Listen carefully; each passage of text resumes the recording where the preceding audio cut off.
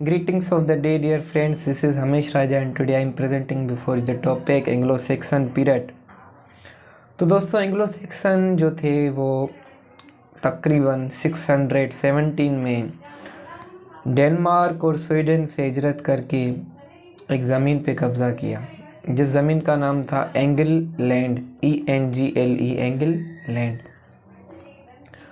उसके बाद angle land पे आने के बाद वो जैसे हम अपने हीरोज़ पे लिखते हैं, अपने खुदा पे लिखते हैं, अपनी जंग जो होती है, प्यार मोहब्बत होती है, जंग होती है, तो वो भी लिखते थे जैसे हम लिखते हैं। उसके बाद वो फियरलेस पीपल थे, वो एडवेंचरस पीपल थे, वो लविंग पीपल थे।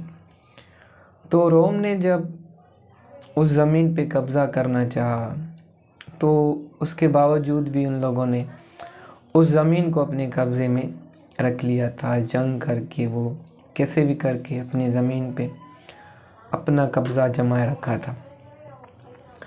उसके बाद उस ज़मीन पे पादरी आए, उन लोगों ने रिलीजन को स्प्रेड करना चाहा, तो उन लोगों ने क्रिश्चियनिटी एक्सेप्ट की। उसके बाद वो भी क्रिश्चियनिटी पे लिखते थे और वो भी रिलीजियस पीपल हो गए थे। तो दो राइटर्स हैं, कैडमन और स्नेओल्फ, वो भी जो है ना वो अपने रिलीजन पे लिखते थे। तो कैडमन जो थे उन लोगों ने उसने लिखा था एक फेमस वर्क जिसको हम कहते हैं fall and redemption of man upon earth. ठीक है, कि इंसान कैसे जन्म लेता है, ज़मीन पे आता है, 50-60 साल पूरे करके फिर वो मर जाता है, डेथ कर जाता है और उसके बाद उसको लास्ट जजमेंट देनी पड़ती है। स्नेओल्फ जो है ना वो उसका फेमस वर्क था Christ ministry upon earth. Christ ने इस दुनिया में कैसे जो है अपना वक्त गुजारा। ठीक है, तो अब रिलीजन के बाद वो भी रिलीजन पे लिखते थे। अब प्रोस का दौर आ गया, वो लैटिन क्रॉनिकल्स जो थे उसको ट्रांसलेट करके इंग्लिश में ट्रांसलेट करते थे। तो दोस्तों वो प्रोस जो लिखते थे ना, वो प्रोस की जो एक टेम्परामेंट है वो सेम ही रहा, एंग्लो नॉर्मन, और आज तक सेम ही चलता आ रहा है। बट पोइट्री चेंज होती गई। पोइट्री जो है एंग्लो सैक्सन और एंग्लो नॉर्मन की पोइट्री चेंज है, उन लोगों का टेम्परामेंट, लिखने का अंदाज वो चेंज है। Anglo Saxon poetry Anglo Saxon के बाद बंद हो गई और अब एंग्लो नॉर्मन की पोइट्री जो जेफरी चासर ने फिर नए सिरे से स्टार्ट कर दिया, बट एंग्लो सैक्सन पोइट्री ख़त्म हो गई।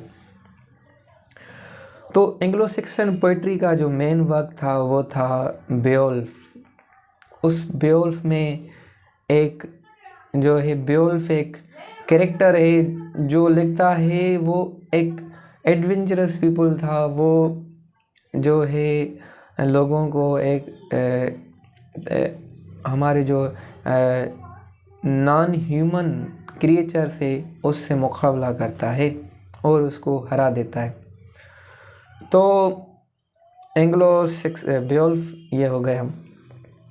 अब एंग्लो नॉर्मन की जो प्रोज है वो सेम ही रही, एंग्लो सैक्सन की जो प्रोज है वो सेम ही रही एंग्लो नॉर्मन में भी। उसके बाद वो लोग जो है कॉन्क्यूर हुए, एक जंग हुई, द वॉर ऑफ हेस्टिंग्स जो 1066 में हुई, 1066 में हुई। एंग्लो नॉर्मंडे आए थे फ्रांस से, ठीक है, उन लोगों ने ये जंग शेर दी थी। तो उन लोगों ने उस जंग में शिकस्त जो है अपनी मान ली और वो इस यहाँ से इंग्लैंड से चले गए। एंग्लो नॉर्मन में जो जंग हुई, अब दौर आता है एंग्लो नॉर्मन का। तकरीबन एंग्लो नॉर्मन का दौर आता है 1100 AD में, ठीक है।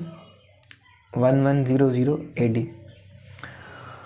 तो जो रिलीजन पे पोइट्री करते थे कैडमन और सिन्योल्फ, अब जो प्रोज लिखते थे, जो लैटिन क्रॉनिकल्स ट्रांसलेट करते थे, उन लोगों का नाम है अल्फ्रेड द ग्रेट और the great king of Wessex. ये नाम आप याद रख लेना। तो ये लिखने के बाद अब उन लोगों की जैसे ही अपनी हुकूमत चली जाती है, वो चले जाते हैं।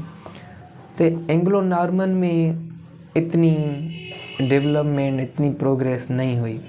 वो इतना नहीं लिखते थे पोइट्री प्रोज जितना एंग्लो सेक्सन ने लिखा।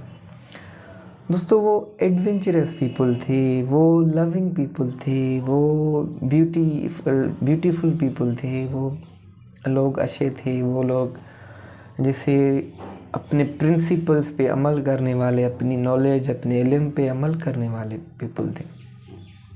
एंग्लो नॉर्मन जो आए फ्रांस से, वो लोग इतनी तरक्की नहीं कर पाए। बट आगे चल के हम पढ़ेंगे जो फ्रांस में जो पीपल थे, फ्रांस का जो लिटरेचर था, फिर इंग्लिश पीपल ने उसको, फ्रांस से जो रेनेसां पीरियड स्टार्ट हुआ वो फ्रांस से ही स्टार्ट हुआ। ये एक बड़ी बात हो गई। मीन्स के इंग्लिश को फ्रांस ने लूटा, फिर फ्रांस से ही इंग्लिश जो है ना वो इतनी डेवलपमेंट कर पाई। ठीक है, आगे चल के हम पढ़ेंगे कि रेनेसां पीरियड कैसे स्टार्ट हुआ। रेनेसां पीरियड स्टार्ट हुआ फ्रांस से, फिर लैटिन से, फिर इंग्लिश हमारे यहाँ इंग्लैंड में आया। तो दोस्तों वो 5 प्रिंसिपल्स पे अमल करते थे। Responsiveness to nature, love for womanhood, religion, और 2 आप बताएंगे। कमेंट बॉक्स में ज़रूर बताइएगा कि वो 2 जो मैं नहीं बताए, 2 प्रिंसिपल्स, वो प्रिंसिपल्स कौन से हैं। कमेंट बॉक्स में ज़रूर बताइएगा। Thank you for watching. For getting notes contact on the contact number given below, WhatsApp me. Thank you for watching.